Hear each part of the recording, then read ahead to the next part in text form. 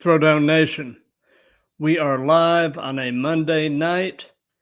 We are here with it's actually episode 31 of the Throwdown. We had to reschedule this one, so we're a little out of order numerically, but it's all good. And tonight it is my pleasure to have with me as my guest out of Charlotte, North Carolina, the Love Machine, Gary Stryder.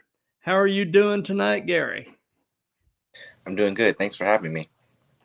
Absolutely, absolutely. I've been looking forward to this, and like I was talking to you about before we went live. I want to give a quick shout out to Platinum Championship Wrestling. I was at their show last night, Turn the Page Part 2.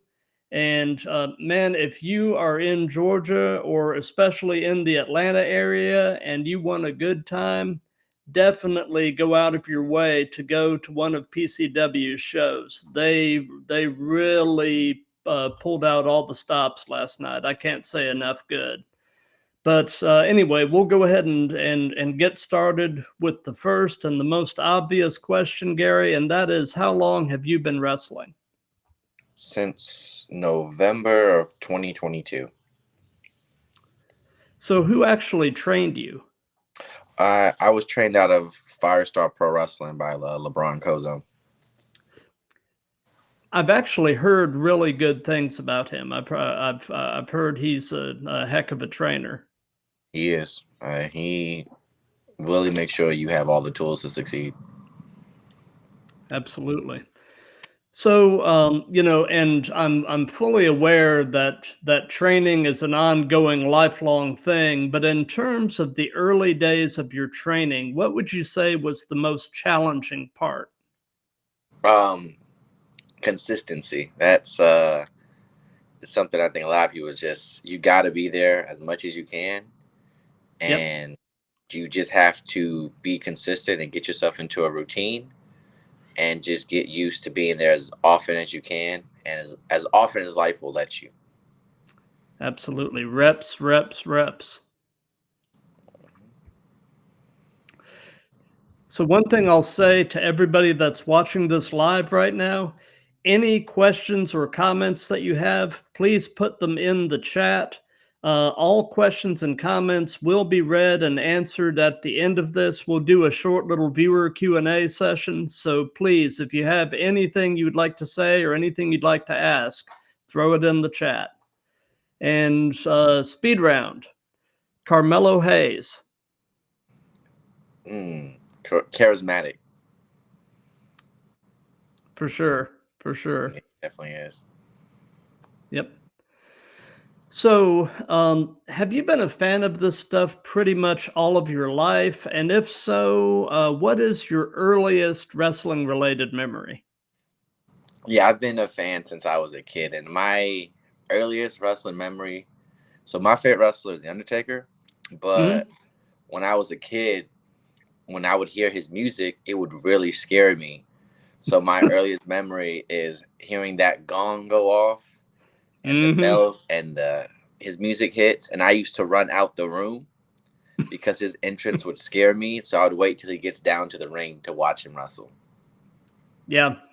Uh, yeah, when you're a kid, some of that stuff can definitely really freak you out. Yes.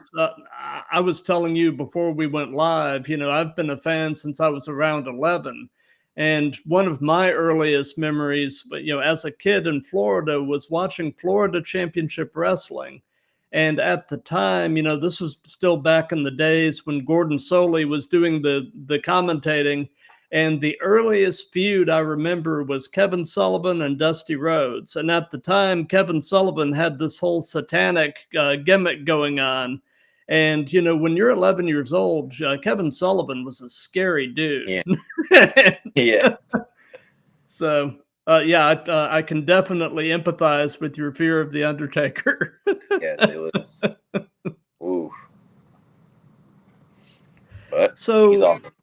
oh, he is. He is. And, he seems to be having a really good, really happy retirement, and I'm happy for the guy. You know, he's earned it for sure. He definitely has.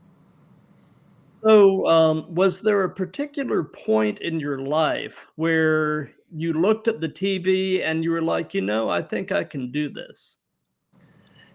Not really like training and stuff, but as kids we all like would do wrestling moves, even though we all say please don't try this at home. We've all tried it at Yeah, of home. course, you got to try it a ton. Um, Me and my brother used to get the couch cushions and we would like make a little makeshift mattress out of the cushion. They would wrestle, and Hmm. then we would have the couches be the turnbuckles, and we would wrestle. And then I always had fun doing that. But I think my later years, my brother actually wrestled before me.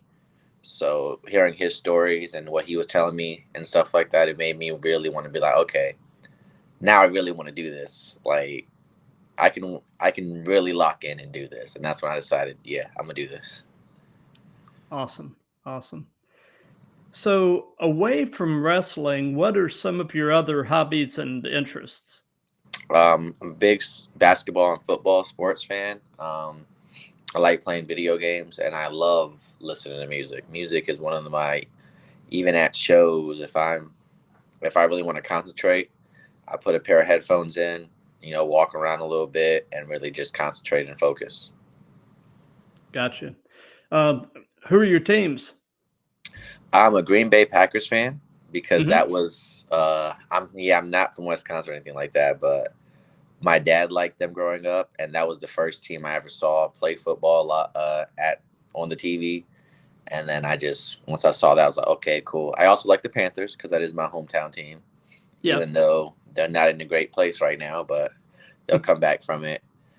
And yeah, and I like the Charlotte Hornets and the Oklahoma City Thunder. nice, nice. And what kind of music do you like? Um, I don't have a specific type when it comes to music. I like anything I can vibe with, whether it be rock, country, like R&B, pop. It's for me. It's not more about the genre, but the song itself. Like if it's something that I can connect with or feel is a good song, then I'll listen to it no matter what it is. Gotcha, gotcha. Well, what I'm going to do before we go any further, just for people that aren't familiar with you, I found a highlight reel of yours on YouTube, and I'm going to share my screen and just play the highlight reel so people can get a little taste of the Love Machine. Okay.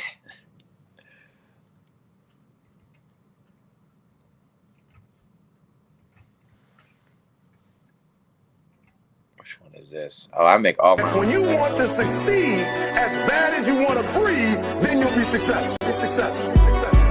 Pushing, keep pushing, got my head to the sky, wondering if I ever make it there. Yeah, I keep pushing, gotta play the hand I'm dealt because I understand life ain't fair. Hey, so I push and I grind, and I push and I grind, cause I know one day it's gonna pay off. Yeah, I push and I grind, plus I work overtime so that my fam can have some days. When you want to Love it, man. Yeah, I made that one Very myself. very inspirational. I really like the music, Yes. and the message. The message behind the music is just really cool, you know. And like I said before we went live, man, I just love being a part of telling the story of people chasing a dream, and that's just so. How did you end up putting together that little reel, and uh, where did you get the music from? So the music is a song I've heard a long time ago. But I was at the gym one day at Planet Fitness. That's where I work out at, and Hmm. I was using Pandora, and the song came up, and I was like, "Oh my god, I haven't heard this song in such a long time." And I was like, "Oh, this gives me a great idea to make a highlight reel using this song because it's one of my favorite workout songs, inspirational songs. Like the message is, you know, just work hard. Keep your head down, keep working at Yep. it, and it will come." And I just felt at the time I was really vibing with that message. It still am. I still listen to that song pretty much almost every day, and it's just one of those songs where it's like I connect with it, and I had to make a highlight reel out of it because I just felt so strongly about that song. That's awesome. So, I mean, I know that the dream is to end up wrestling full time and basically have wrestling support your life and pay your bills and all that. But is wrestling anything approaching a full time thing for you right now, or do you have a day job? I wish I didn't have a day job, but during the days, I have an accounting degree and I have an Oh, cool. associate's in finance. So when I'm not Hmm. wrestling, I'm sitting in an office behind a computer handling finances, Nice, nice. which is a. Oh, go ahead. Oh, what I was going to say is it's been interesting, over the course of doing these. Um, I have run across several people that are in finance like you. I've run across a couple of people that are attorneys. It's that's been one of the most fascinating parts is how how what a broad spectrum of people are are wrestling, at least on a part-time basis while doing these widely varied other jobs. It's just so cool. It is. It's it's fun, but usually when working as a full time gig like accounting, I get out every day at 5 p.m. and Hmm. then usually it's straight from work to training. At Right. least before I got hurt, and then after training, it's gym because I got to be working at 8 a.m. in the morning. There's no way I'm not that early of a person to get up at 6 a.m. and then go to the gym and then go to work. I go at late at night. Gotcha. Gotcha. Have any of your coworkers come to see you wrestle? Yes, it was one time I was applying for jobs a good bit ago, and I forgot that my LinkedIn page has professional wrestler in my bio. So they found it, and then they was asking me questions, and I was like, oh goodness, I forgot that I put that there. And then they loved it. They thought it was cool that, outside of work, because I'm actually really like inside of work, I put all my energy towards wrestling. So when I'm in the office, it's like I'm just working, listening to music, got my head down because I have all my social interactions from wrestling. Like I don't need the bond. I have a bond with my coworkers, but I'm not really like vocal, and I'm just trying to Right. work to fund my wrestling. Gotcha. Gotcha. So your hometown right now is Charlotte, and you said that's pretty much where you're from. Mhm. So what is your favorite thing about Charlotte? What I like about Charlotte the most is that it's a big city, but it's also a small city. Like, you can go out to the store and see people you knew as a kid. And, the world's a big place, but also small sometimes. You never know who you may run Hmm. into. And for me, I hate the traffic. Hate the traffic. Oh my gosh. Hate the traffic. But, I grew up here and seeing the way it's changed since uh, I was little. I was born in 1998. And just seeing the growth, the way the city's changed and stuff like that, it's really nice to be able to go back to your childhood home and look at it if you're bored one day and just see like the progression and around the neighborhood and how the city's come along. Yep. Speed round, and potentially you're going to know this guy by really up to three different names: Okay. um, Malachi Black, Alistair Black, or Ooh, Tommy End. Uh, hard hitting. for sure. I mean, um, hard hitting and seems to like to work stiff.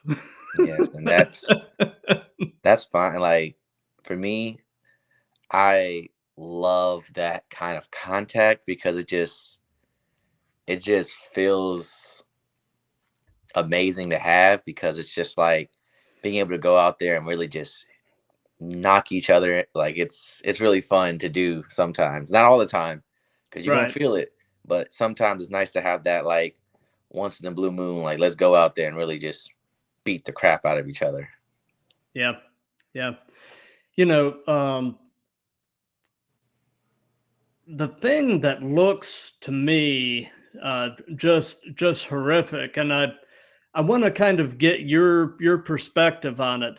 It looks like those chops just hurt, and I mean I've seen guys come out of a match with their chest looking like raw hamburger, and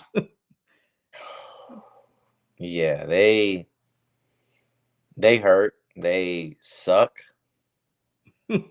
but it's one of those things where it's like it's not going to cause any lasting damage if it's right. like so it's like you're going to be sore for a few days, but like it's fun Oh sure. and it's like it sucks though. Me, I do not enjoy it. I don't think anybody enjoys it. If you do enjoy it, speak to your local doctor. But you know, it's one of those things where it's just like it's a lot of fun to do, and I've seen some guys too. Like I've seen a guy's sternum get caved in off a chop. Like Oh, I'm sure. I've had one where I've gotten chopped, and when I went to the locker room, someone said, "Yeah, if he that sounded like someone shot a gun off. That was crazy. You had all of us like jumping in the back when you got hit." And I was like, "Yep. Well, how do you think I feel?" Yeah, no doubt, no doubt. So, they say that the best wrestling personas are pretty much yourself turned up to 11. So, tell me a bit about in ring Gary and the Love Machine persona and kind of compare and contrast him with everyday you. I got you. So with me, I'm a very goofy person. Hmm. Like that's one of my things. Like I'm goofy. I'm outlandish. Like I just enjoy like just doing stupid stuff. It's just fun to me. Like for instance, like we'll be in the store with me and some of my friends, and I'll just look at one of them, and I'll be like, "Hey," I'll just say something super crazy. Like I told one of my friends we were at Walmart, and I looked at the attendant, and I was like, I knew it was been funny, so I tapped him on the shoulder, and I just yelled at him really loudly that she's very cute, so she would hear us, and then Hmm. pointed at him to make it seem like he's the one who said it.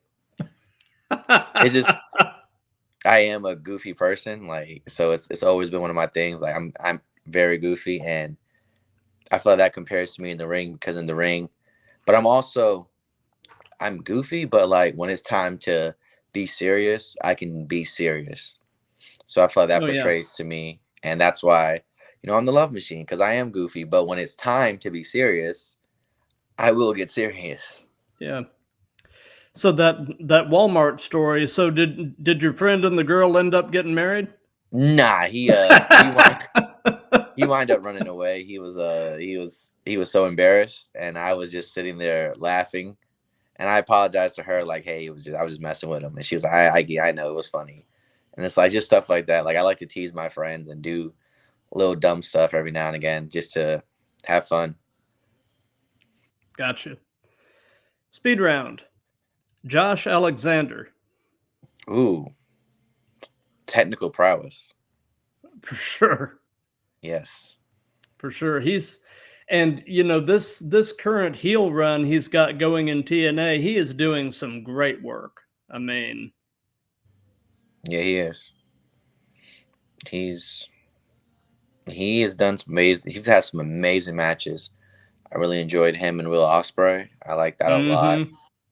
I he's been on a really good run and he's shown he can really go when in the ring, and that's just I like wrestlers who can wrestle any kind of style and Mhm. they do it well. Like if you want to have a technical match, he's there. If you want to tell an emotional match, he's ready for it. He can really do whatever needs to be done in the ring, and that's the kind of wrestler that I aspire to be. Awesome. So, tell us about your very first match. What was it like? How did it go? What were your thoughts going into it? What were your thoughts coming out of it? All of that stuff. Whew. My first match actually was I wrestled a the way I trained at Firestar, they had these things, they call it afterburn, where it's taped for YouTube. And in the beginning, there was no one in the crowd. Mm-hmm. And then they started getting people in the buildings and stuff like that, opening it up to the public. But I've had my first match in front of a crowd was this guy named D.A. Bigelow. Okay. It was for a memorial tournament for someone who passed away. And that was my first match, really, and in front of a crowd. And it was good. It was kind of nerve-wracking because I was like, oh my gosh, if I mess up, then I'm going to be so hard on myself. And I was very nervous, but it turned out okay. I enjoyed it. And it was a good experience to be out there, but I was nervous. I was like, oh my goodness, like, please don't let me do anything stupid. Like, everybody gets nervous. And my thing is, when I'm nervous, lean into it, just don't shy away from the nervousness. It's natural when you're performing or doing something, you're going to get nervous. You're going to get butterflies in your stomach. You're going to need to use the bathroom before it's your time. Just really know when it's time. When I come from behind that curtain, the nervousness is gone. It needs to fade away and stays in the back. And then when it's time to go, you go. Absolutely. So I'll say again, anybody that's watching this live, if you have any questions or comments, put them in the chat. And all questions and comments will be read and answered at the end when we do a short little viewer Q&A session. Awesome. So we've heard about your first match. Now tell us about your favorite match that you've been a part of. My favorite match that I've been a part of was at Boxcar in Greensboro with Firestar Pro Wrestling. It was me and the Delinquents against Brutality Inc. and Jackson Drake. It was a Brutality Rules match, which meant anything goes. And the thing I love most about that match is fighting on top of the bar was something I never thought I would. Oh my goodness, something I never thought I'd be able to do, and something I would always wanted to try. So being able to do that, I flipped off the bar, which was amazing too, because I was just like, wow, like I've never pictured myself doing this and having this much fun, getting beat up and beating people up. And it was a good memory.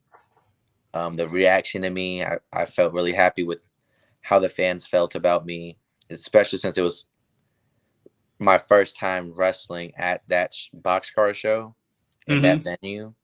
And the fact that people cheered for me and they enjoyed me and they liked me really meant a lot to me, because technically I was the one in the match who people seen the least. Right. And it meant a lot. Yeah, I've actually had Mark and Alex from Brutality Incorporated on before, and those are a great couple of guys. Yeah, they are good when you don't have to fight them. Oh, I'm sure. I mean,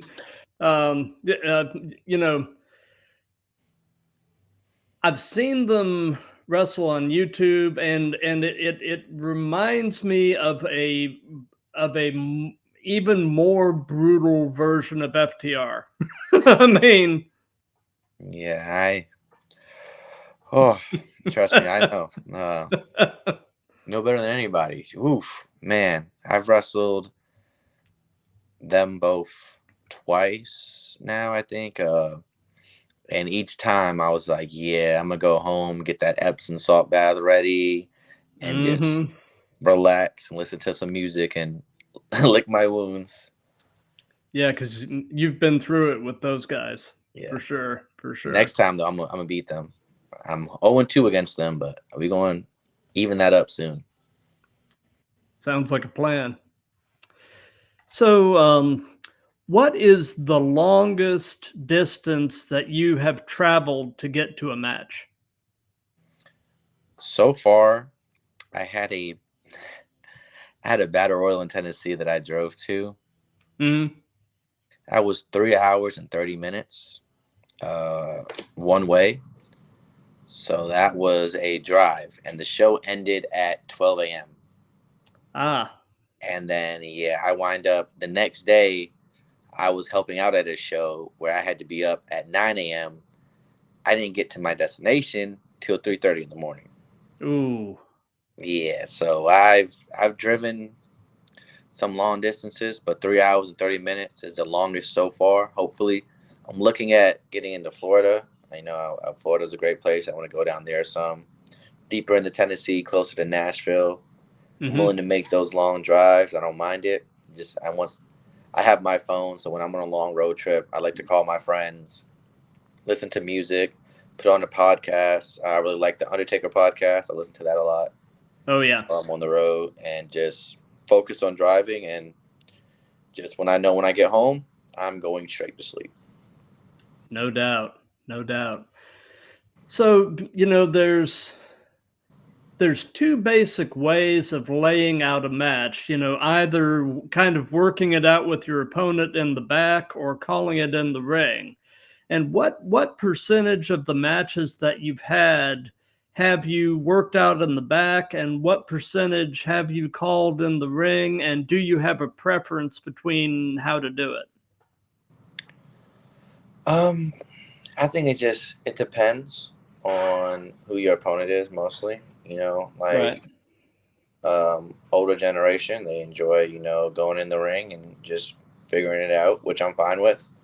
Um, I don't mind either or. I like a little bit of both, figuring it out and then figuring it out as you and while you're in the ring. It just depends on who you're partnered with. I don't have a preference either way. Either one's fine with me. Gotcha. Gotcha. And this question, I'm thinking it probably doesn't really apply to you, at least at this point in your career, but I'm going to go ahead and ask it anyway, just because it's kind of an interesting question. And that is, if you've worked in other countries or cultures, how would you handle language barriers when interacting with the fans or even working with your opponents? I have had to work with people who had a language barrier before, just in training. Hmm. It's something where it's an adjustment. You just gotta understand that you can figure it out. It's not everyone is taught the same certain kind of things, and even though you have different cultures and they may call the move a different name, um, you can really figure it out. Like I know there's a list online of different moves by different names in different countries. So Right. it's just knowing, and then also doing your homework. If I know I'm wrestling someone with a language barrier, YouTube is a great tool nowadays to where I can research them before, so then when I do, I know what I'm getting into. Right. Right. And when it comes down to it, wrestling is kind of a universal language anyway. Yeah, So,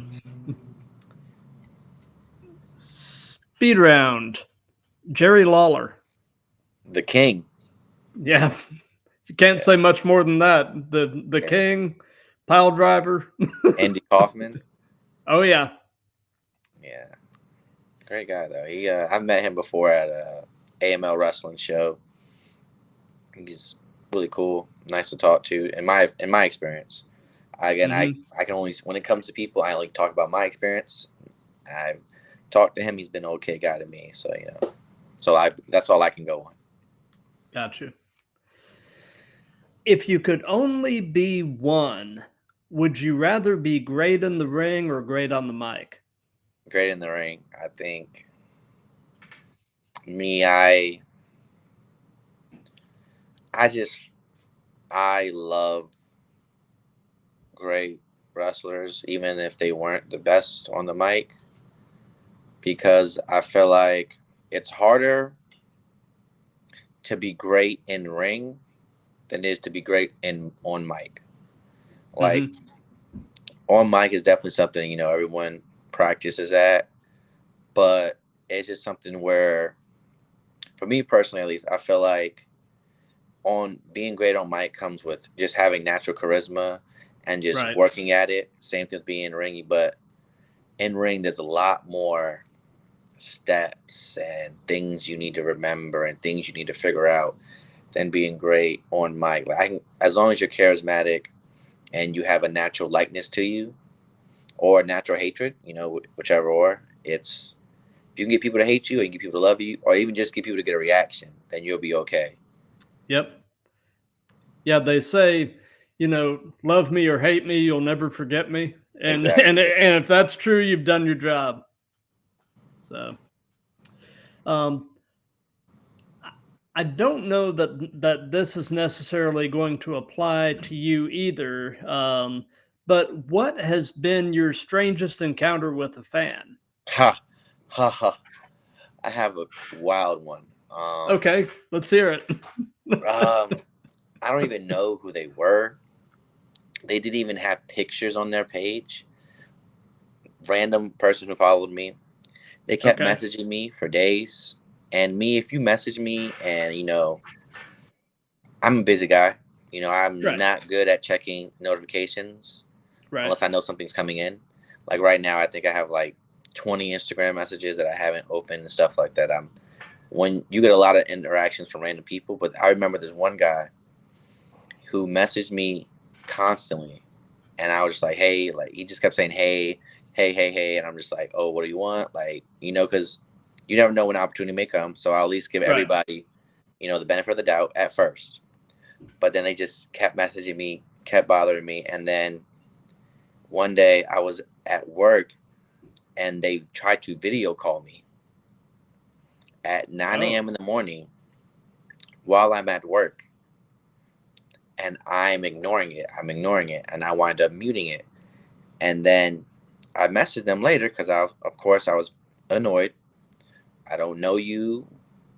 Why are you video calling me at 9 a.m. in the morning? Like, and then when I messaged them, what do you want? Why are you video calling me? I don't know you. They messaged me back, I just want to talk to you. And at that point, they were blocked.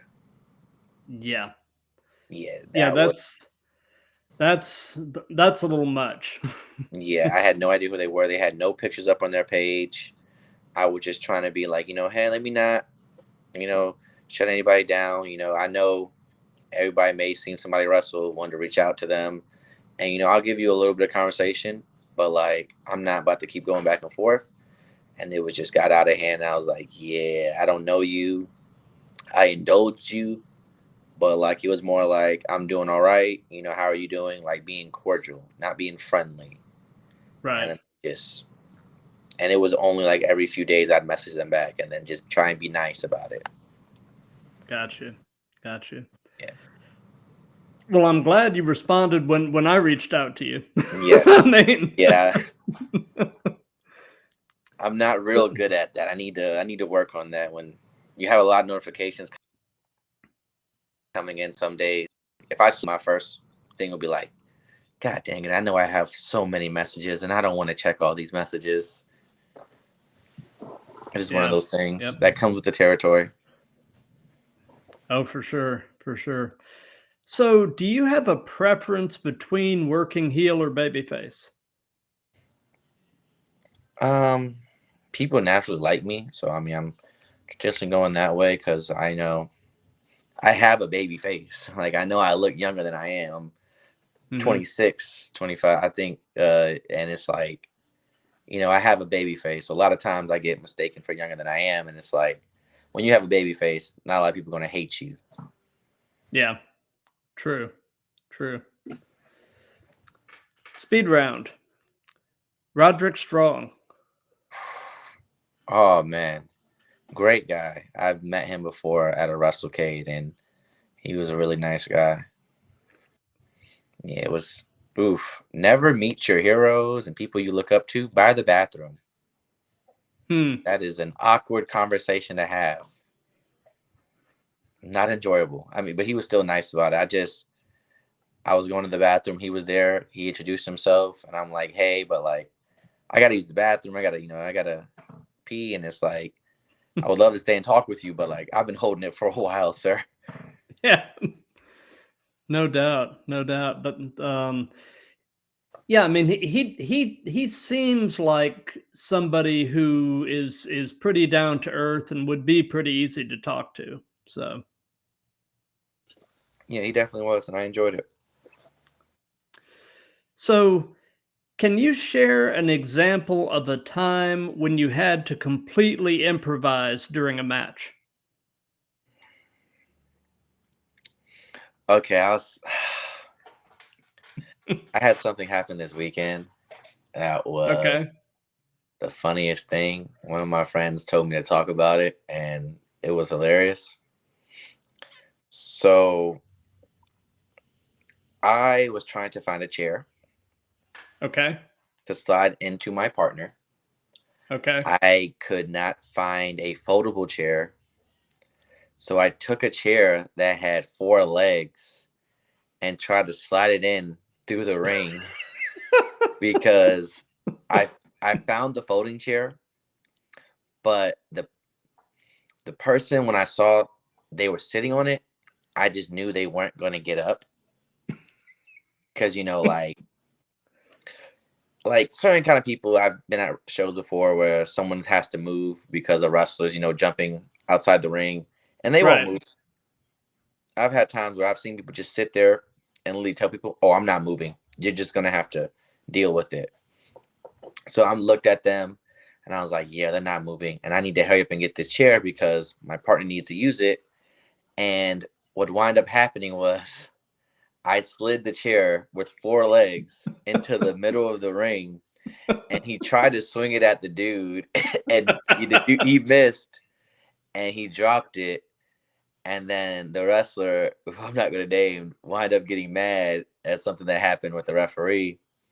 And he yelled at the referee, "You are the worst effing ref ever." In the middle of the ring, just yelled at the top of his lungs. And I am just sitting there shell shocked, like, what? Yeah, that was and then I just had to I my partner needed the chair. I couldn't get the folding chair, so I just grabbed a different chair. Yeah, you did what you had to do. Yeah, because I was taking too long, So and the chair got stuck too. So like one of the fans had to help me get the chair up because it was stuck to it. It was a funny experience at the time. no doubt, Yeah. no doubt. So, in terms of your in ring work and your promos, who or what would you say are some of your influences? And it can be wrestlers, pop culture, any of that. What has helped to shape the Love Machine? Well, recently I've been watching a lot of Shawn Michaels when he came back, because there was when Shawn came back, from his back stuff, and he was in the ring. He was working. He was a Christian. He found God and stuff. And Yeah, it's hard to do the kind of stuff he did when he found God because it was stuff. He didn't want to do it because it was against his religion. But he right, found a way to still be that goofy, outlandish guy and get serious when he needed to, right, but make it more watered down to where he felt comfortable with it. right, And I just feel like that was a great time watching him. His promos, he could be goofy, and then the next second he's staring at the camera intensely, like I'm going to destroy this guy. And I would love to be like that, where I can be goofy, but when I want to be intense, I can flip that switch and be intense. right, right. I've mentioned this on several of these. The irony is not lost on me that the two main guys from Degeneration X, Hunter and Sean, are now running the company. I Yes. mean, I just I think that's hilarious, but at the same time, they have both matured and risen to the occasion.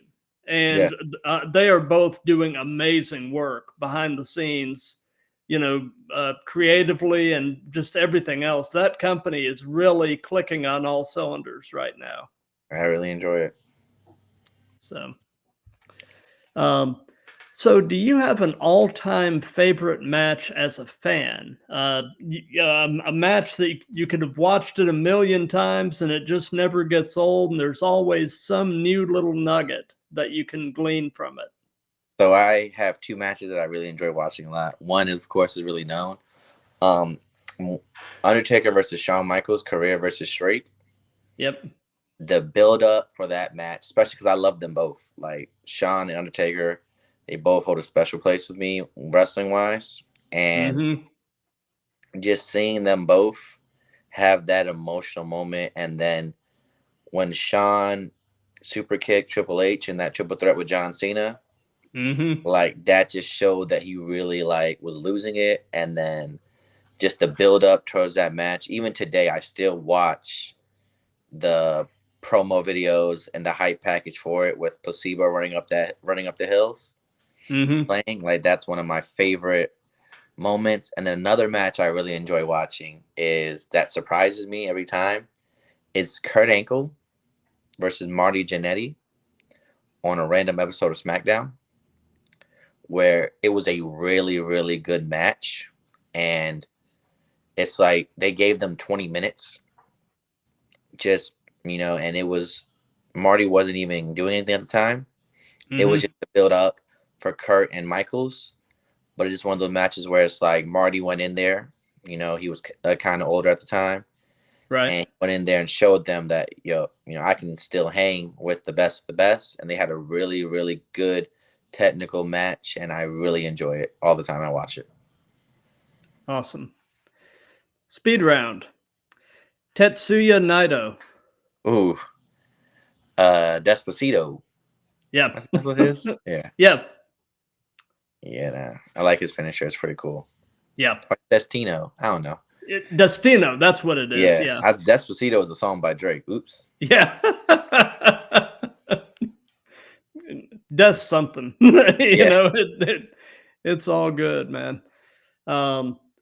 So, and this can be present day or past. Who would be a dream opponent for you? Who would you love to work? Top three that I would love to work if I ever had the chance. But of course I can't now, but I'll do three and then the current guy. Okay. Undertaker, of course. Right. Shawn Michaels. Bret Hart. And then a current guy I would love to wrestle. Let me see. I think I would really enjoy wrestling maybe Brian Cage. I feel like that would be really cool. Yeah, he's Brian Cage, I really feel like is incredibly underrated.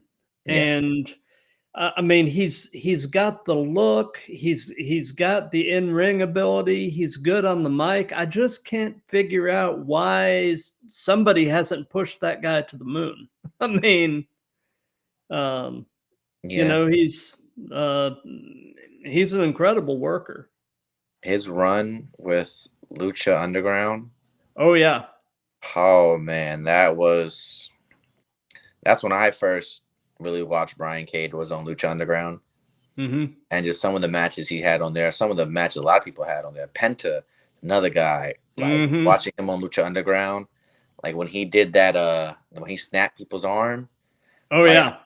Oh man, I used to fear for people when I knew they were wrestling Pentagon, and I'd just be like, oh gosh, please don't Yeah. Awesome. You find yourself cringing. I'm actually going down the Lucha Underground rabbit hole right now. I'm just about done with season 1. So I've still got a lot more of it to watch, but such a unique presentation of wrestling. I mean, I'm really digging it. And actually, last week I had Marty the Moth on as a guest. Yeah, I saw that. He's a cool guy. I really had a good time with him. So yeah, it's they were very innovative for what they were doing. And I feel like some of the stuff that they did transitioned well into other things, like, Mm-hmm. MLW does a lot of Right. stuff that Lucha Underground did. And I just feel like it's just, oh man, I wish it didn't go away because I really enjoyed it so much. Right. Right. So, you're a pretty young guy, so I don't know if this really applies that much, but I'll ask it anyway. And that is, what hurts right now? My stomach, since I had Yeah. gallbladder surgery. Still healing from that. It's gonna, but yeah, it was. I actually wrestled 2 weeks after my surgery, even though I wasn't Really? fully recovered yet. Yeah, I had a promotion I was working at that I had got booked for before, and due to some other circumstances, I had already had to cancel before, Mm-hmm. and I was just like, there's a famous story that I like. It's this guy named Mr. Wrestling. Mm-hmm. He in the 80s he got into a plane crash, and he was riding with some people he was feuding with at the time, and he didn't use his real name and he wrestled under a mask, so nobody knew who he was. Right. And when 2 weeks after the plane crash, he got back into the ring to prove to people that he wasn't on that plane, even though he was. And in Ric Flair's book, he called him the man who saved wrestling. And when that story always meant like a lot of people go through a lot of things to protect the business and do stuff like that. So if this guy's willing to go out there and do that, I can go out there 2 weeks after and get in there, take it easy, be smart, but still wrestle, because also 2 weeks sitting in the house doing nothing, Oh, yeah. it's yeah, I was just ready to get out the house too, and turned out okay. It was fine. I was good, but it was a dumb decision. My friends really did not like that I did that. Yeah. Yeah. I told you about, I had intestinal surgery about 7 years ago, and it was the same kind of thing. I was at home recuperating, and I was feeling pretty good. My wife was out on some errands, and I got it in my head that I was going to mow the grass. So I'm mowing the grass, just a few days after intestinal surgery, and she comes home, and oh, she was fit to be tied, and I mean, and deservedly so. It Yeah, wasn't probably the smartest thing I ever did, but I had to do something to feel productive. yeah, So yeah. It's hard sitting in the house doing nothing. it is. It is. Speed round. Stan Hansen. Ooh, Vader's eye. Yeah. For sure. For sure. Yeah. I remember, seeing Vader as a basically, teenager, and he was another guy that was scary. I mean, and he was one of the first really big men to move like a much smaller man. And I've always really dug the big guys that move like a cruiserweight. That's just um like I'm a big fan of Keith Lee, and Yes. I really hope he can get whatever health issues he's going through sorted, and actually get a healthy run. You know, because again, another big man that moves like somebody much smaller. Yeah. It takes a lot of effort to do that. Yeah, for sure. So let's see here. So in general, what are your thoughts on the current state of the business? I enjoy it a lot. I feel like there's wrestling out there for everybody, no matter what you may like. It's good having so much out there. If you like to watch everything, you watch everything. I'm not a fan of like the tribal warfare between one promotion over another. Mm-mm. Like we all like wrestling, it doesn't Exactly. matter what. There's something out there for you if you enjoy wrestling. There's something out there for the people who just want to tune in for nostalgia purposes. There's something out there for the people who want to see a good match. Something out there for people who want to see a good story. There's something Yep. out there for everyone. So it's like, let's all just enjoy what we have, enjoy the wrestling that we're able to Mm-hmm. see, because some of this stuff wouldn't be possible. Like you have Impact wrestlers on NXT that would never came to anybody's mind a few years ago. It's Right. like there's a lot of stuff going on that we're seeing that it's like, oh my gosh, we've never seen this before. And Right. it's like, just enjoy the ride. Yep. And a lot of the stuff that's happening right now would never have happened under Vince. Yeah. And and I'm not at all putting down Vince's contribution to the business. The business would not be anything approaching what it is without Vince McMahon. But in recent years, he definitely lost touch. And so having the new regime in there and their willingness to collaborate and think outside the box is just really cool, and is really producing an amazing product. Pressed the wrong button. My fault. Oh, no problem.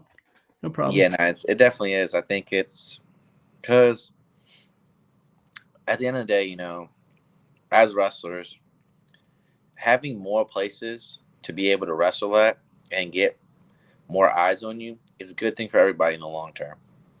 For sure. And, I agree with you about the tribalism, though. I mean, a rising tide lifts all ships. Like what you like, but don't put people down for liking what they like. Yeah. So, and I love all of it, Yeah. for different reasons. But I mean, about the only style of wrestling that's not really my cup of tea would be the deathmatch stuff. I mean, I can watch it, but it's just a little too much. Yeah, I don't think the ones I don't like is the syringe spots where they like Yeah, stab each other with syringes. and staple guns, that's I don't know. Saw one video where someone took a staple gun. Well, a woman took a staple gun to a certain area that I will not name. That was just wild. Why? Yeah. Yikes. Couldn't be me. So, let's see here. So, do you currently have an arch nemesis, like a wrestler that is an enemy, but you have really good chemistry with, and you hope to really carry on a lengthy program with? Do you have somebody like that? Yeah, I do. I've wrestled him a few times in tag matches and in singles competition. And every time I wrestle him, I really enjoy it. And that's Jackson Drake. I really enjoyed wrestling him. We had a few matches. We never had a. I would be interested to see what we could come up with and what we could do. Like what I would do if I had a significant amount of time. Like because a lot of times it wasn't something where, like, I would just like to see what kind of story I could tell with him and what I would be able, because he's great. I really enjoy wrestling him. He's really, really good. Every single time I enjoy myself, kind of kind of rude. I remember I was at one show and he said he said I was built like a bag of spoiled milk. So yeah, there's that. But just every time I'm in the ring with him, I feel like I learned something new or I have had a good experience. And I would just really enjoy working with him. But I also, a lot of my highlight reels, since I've wrestled him quite a bit, he's in a lot of them. Mm-hmm. So it's like I need to get out there and wrestle new people too. But every time I wrestled him, it's always something I enjoy. And I'll definitely later down the line like to do more with him. Got you. Got you. So you're still a pretty young guy, but knowing everything you know now, Gary, if you could give any advice to your younger self, what would it be? Start wrestling. Um, I didn't really start until I was older, which is Mm-hmm. something that I wish I could change, but it's also for the better. Um, I was I'm not I was very mature when I was younger. Mm-hmm. Um, 18, heck even 15. I was also a lot heavier than I am now, so I wouldn't be able to keep up with a lot of the stuff that I do have to do. I wasn't Mm-hmm. active in the gym. I wasn't actively eating right. I was doing a lot of stupid crap, eating McDonald's, eating all this stuff that I shouldn't be eating if I wanted to be a wrestler. But at the time, Right. the thought never crossed my mind. When I was younger, all I did was play the video game 24/7, which is fun. But, when you're living a sedentary lifestyle and then you have a sedentary job, then you eat like crap, it doesn't really work out in the long term. And I think if anything, I would just tell my younger self, like, hey, look into this now. Start doing better now, so that way you have more time in this. Because I think I Gotcha. started when I was 24, like 24, 23. So it's like I've started a lot of later than a lot of people. Sometimes I've been in rooms where, hey, I'm the oldest wrestler in the room. Like, gosh darn it, like, man. Yep. Yep. So, do you have a favorite move, something you just really enjoy doing? And on the flip side of that, is there a move that you won't do or you would at least rather not do? My favorite move I have that I do is the O'Connor roll, Hmm. but the way I do it is unique to me. Where I O'Connor roll them, and while I'm pinning them, I'll squat down, up and down. Hmm. Uh, yeah, one of my friends came up with the name for it. He calls it the G spot special. Uh, yeah, I didn't have a name for it, and then one day he said that on commentary, and I was like, yeah, shout out to Manny Lowe. He said it, and I was like, yeah, that's the new name for this move because that's unique to me, something I haven't seen. And Mark Henry said it best. He was like, you can't really. Wrestling is good, but it's also a lot of the stuff has been done before. Right. Grab my charger. 1 second here. Okay. Sorry about that.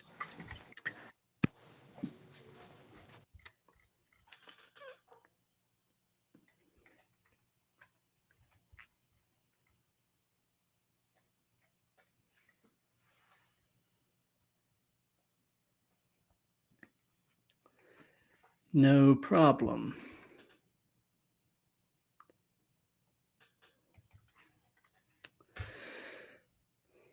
So while we're waiting on him to come back, Okay. again, if any of you have any questions or comments, throw them in the chat, and we will read and answer all questions and comments at the end. We'll do a short little viewer Q&A session. And looks like we lost him again. I'm sure he'll be back in a second. Whoops, we just lost him entirely.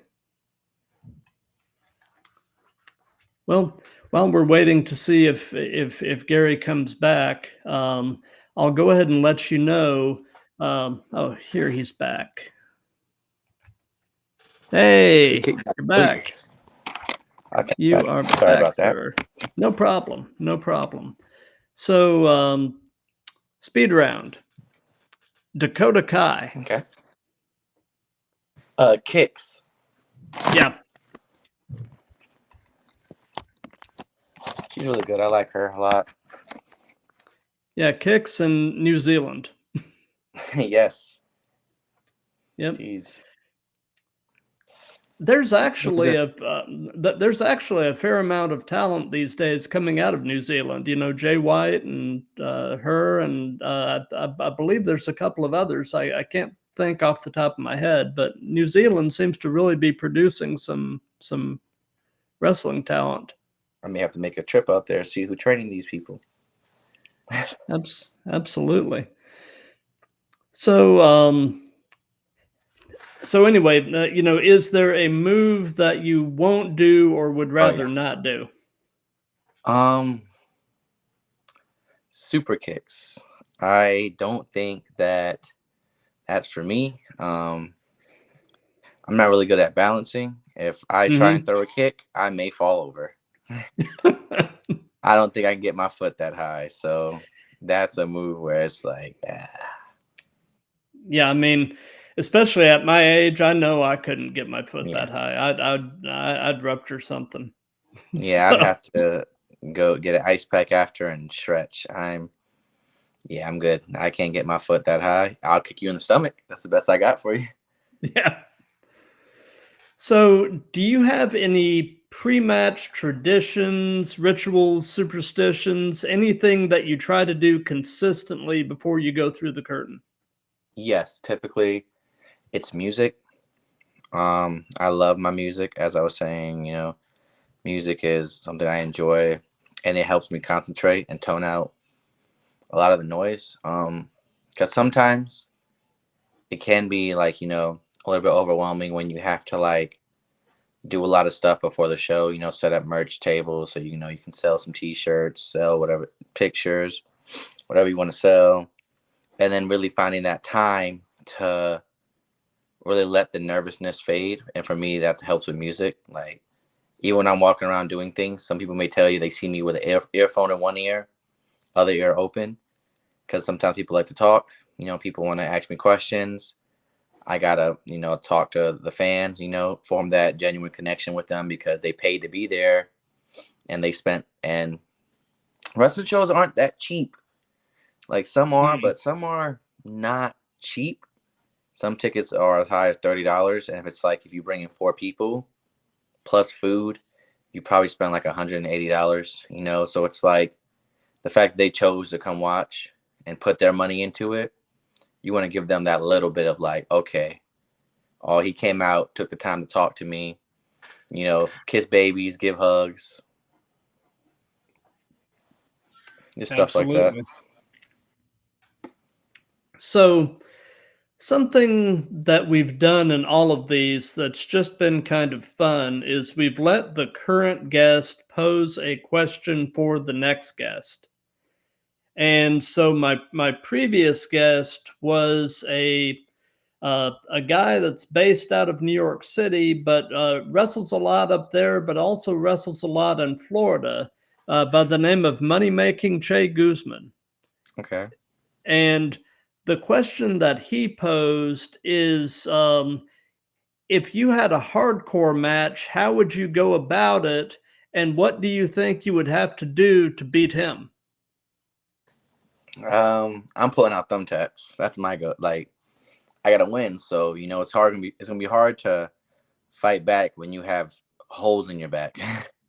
Yeah, That's how I'm going. That would be my go-to strategy, and just also making sure I have a friendly face who can patch me up when I'm done.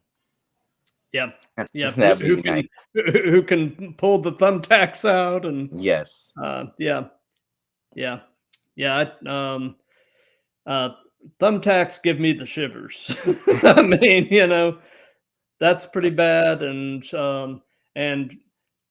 I can't imagine these maniacs that do matches with the light tubes. I mean, that's just I ugh. wouldn't do barbed wire. Barbed wire is what's like, okay, I don't know about that one. Like, I've seen somebody use barbed wire and I've seen their skin after.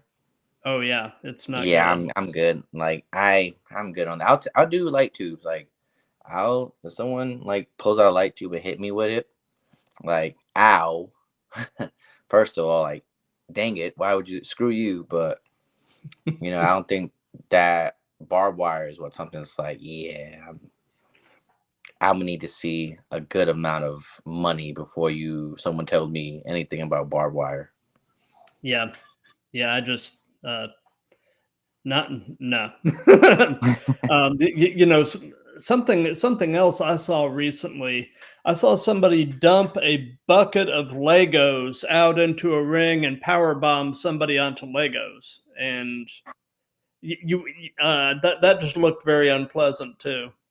I'd rather do thumbtacks than Legos. So, being that this is part of a series, do you have a question you would like to pose to the next person? Yes. What has been the biggest setback you faced in your career, and how have you handled it?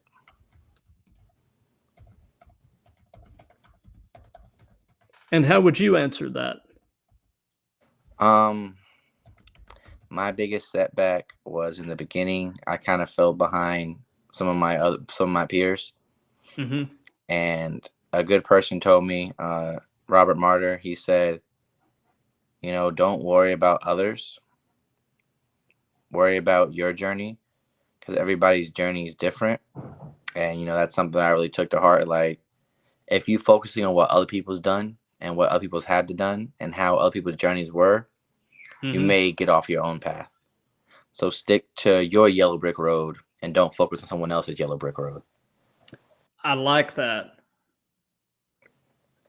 Stick to your own yellow brick road. Those are some wise words. I'm a wise guy. I try. So, do you have any upcoming shows or anything at all that you'd like to give some hype to? Upcoming shows. See, I keep all my shows. Actually, I have a shared notes with one of my friends who Okay. they help me keep up. So I am November 9th. I'll be at Foothills Wrestling Alliance. That's in King, North Carolina. Okay. November 16th, I'm at this place called BWA, Bray Wrestling Association. And then this Friday, my training school, Firestar Pro Wrestling, is having a show at Boxcar. And those shows are always really, so are the other shows that I mentioned. But the Boxcar one's at a bar. It's really enjoyable. The vibe there is great. It's like a bar where it has an event space. So the ring is Oh, set up in the nice. event space. There's a bar for people who want drinks. And, you kind of closer to the ring. So you really get that like close feel. And Mm-hmm. I've just seen some crazy things happen at those shows, me included. Like I said, I fought on the bar. I flipped off of it. Some other people fighting in the arcade were slamming each other on the arcade machines. Oh, Like, nice. a bunch of cool stuff really happens at those shows. So I definitely can tell everybody to check those out. Check out all three: Foothills, Bray Wrestling, and definitely Firestar. Because if it wasn't for Firestar, I wouldn't be half the wrestler I am now. Very cool. Very cool. Well, just to give folks an idea of what's coming on the Throwdown, this week, Wednesday night, the 23rd at 7 p.m. Eastern, I've got episode 41 coming up. And I've actually got the distinction of having my first female guest on the Throwdown. I've got a West Virginia based referee and wrestler by the name of Talise Starseeker.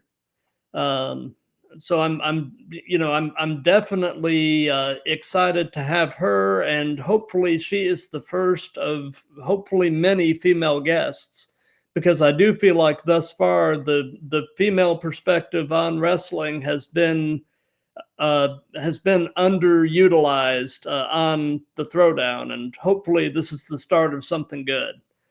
And Yeah. then on Thursday night, the 24th, and this is a rescheduling of episode 39. I've got a guy who has wrestled for quite a while and is a veteran of both TNA and the NWA, the outlandish Zicky Dice. So I'm definitely looking forward to having him.